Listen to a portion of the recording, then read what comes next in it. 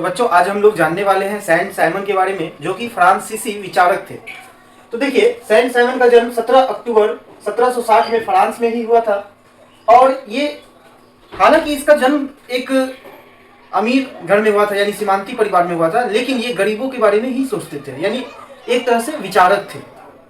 तो इसी वजह से बच्चों इसे जो है फ्रांसीसी समाजवाद का पिता भी कहा जाता है। बच्चों सेंट साइमन का पहला विचार था औद्योगिक समाजवाद, यानी उनका कहना था कि समाज का जो भविष्य है वो विज्ञान और उद्योगों पे निहित है, यानी विज्ञान और उद्योग पर ही टिका हुआ है।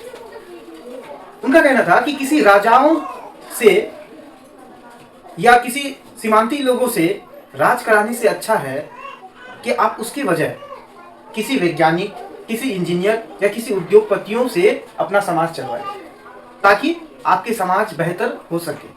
तो पहला जो इसका विचार था कि औद्योगिक समाजवाद, तो इसमें ये स्पष्ट कह चुका है कि हमारे समाज का नेतृत्व वही लोग करे जो कि वैज्ञानिक हो, इंजीनियर हो या उद्योगपति हो, तब हमारा समाज आगे बढ़ सकता है। दूसरा इसका क्या विचार था? उत्पादक बनाम अनुत्पादक। देखिए, अनुत्पादक को परजीवी भी बोला जाता है, ठीक है, और उत्पादक को जीवी भी बोला जाता है। अब यहाँ पे समझिए, उत्पादक क्या, यानी वो क्या किया, सेंट साइमन जो थे वो समाज को दो भागों में बांट दिया, एक उत्पादक समाज में, दूसरा अनुत्पादक समाज में। किसको रखा गया है? तो उत्पादक वर्ग में रखा गया था गरीब जनता, किसान, इन लोगों को रखा गया था जो कि कोई प्रोडक्ट बना सकते, उन लोगों को रखा गया था जी। और इन्हीं लोगों को समाज का असली हकदार भी कहा गया।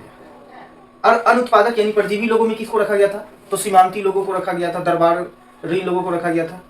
तो ये क्या थे कि ये कोई काम नहीं करते थे, सिर्फ जो उत्पादक वर्ग के आदमी लोग बना देते थे उन्हीं का ये उपयोग कर लेते थे, यानी समाज के संसाधन को बिना कोई काम किए ये लोग जो है उपयोग में लाते थे। तो ये थे अनुत्पादक यानी परजीवी लोग। अब देखिए, उन्होंने और एक विचार दिया जिसका नाम रखा योग्यता के आधार पर बंटवारा। यानी उसका कहना था कि जिसका जितना क्षमता और जिसका जितना कार्य वो उतना हकदार होगा। यानी अगर हम ज्यादा काम करेंगे तो हमको ज्यादा हिस्सा मिलेगा, अगर हम कम काम करेंगे तो हमको कम मिलेगा। तो ये उसका विचार है। और चौथा क्या विचार था कि नया ईसाई धर्म को जो है लागू किया, हो नया ईसाई धर्म को लागू उन्होंने ही किया था।